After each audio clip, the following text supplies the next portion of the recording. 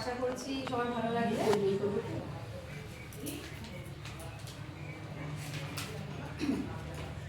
নারী অধিকার। রবীন্দ্রনাথ যাদের বলে গেছেন শ্রী, মাইকেল যাকে বলেছেন বীরাঙ্গনা, যে না থাকলে এই জগৎবাসীর কেউই জগতের আলো দেখতে পেতাম না।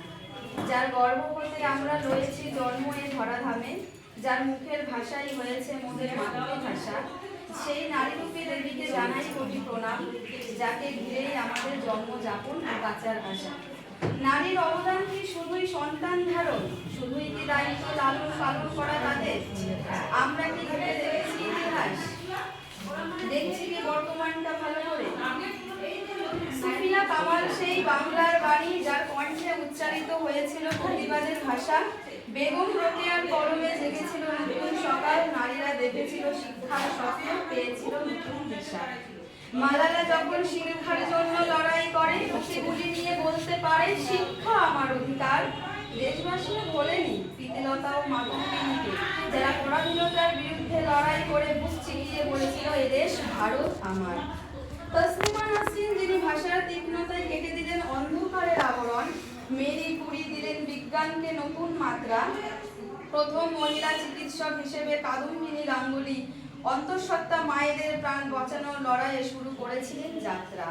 কল্পনা চাওলা, সুনিতা উইলিয়ামস যারা মহাকাশের গভীরে খুঁজে পেয়েছেন অসীমতার রহস্য।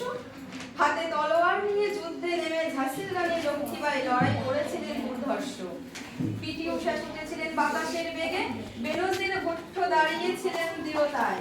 মাদার টেরেসা তার করুণার কোলে সবাইকে আঁকড়ে রেখেছিলেন মানবতায়। ইন্দিরা গান্ধী, শেখ হাসিনা, মমতা বন্দ্যোপাধ্যায় রাজনীতির মঞ্চে যারা দেখালেন নেতৃত্বে নতুন অর্থ, এই নারী দিবসের প্রাক্কালে প্রতিজ্ঞাবদ্ধ মোরা তাদের কৃতিত্ব জানা কখনো ব্যর্থ। আমাদের মা বোন কন্যারা প্রতিদিন যুদ্ধ করে অজানা রণক্ষেত্রে, কখনো রান্নাঘরে, কখনো অফিসে, কখনো মহাকাশে, কখনো বা আন্দোলনের নেতৃত্বে। আজ নারী দিবসে প্রণাম জানাই তোমাদের, তোমাদের সাহস, দৃঢ়তা, নিষ্ঠার কাছে রক্ষণ করি এই মস্তক খালি। নারীদের অবদান ইতিহাসে চিরন্তন, স্বর্ণালী অক্ষরে লিখিত থাকবে। অন্তত এইটুকু আমরা সকলেই জানি।